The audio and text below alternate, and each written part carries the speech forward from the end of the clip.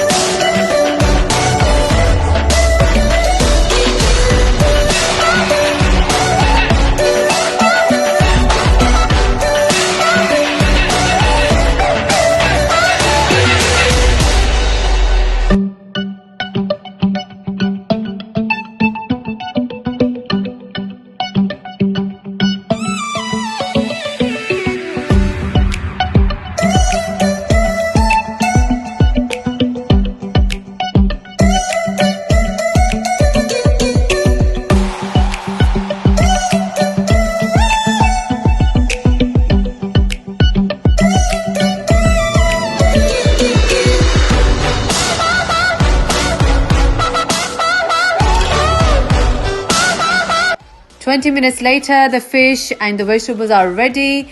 Oh my god, honestly guys, you can see how juicy and yummy this fish looks. I hope you guys enjoyed watching my today's video, and don't forget to like, subscribe and share, and press the bell icon so you receive all my videos first. And look after yourselves, stay safe, stay happy, and I will be back soon. Allah Hafiz, bye.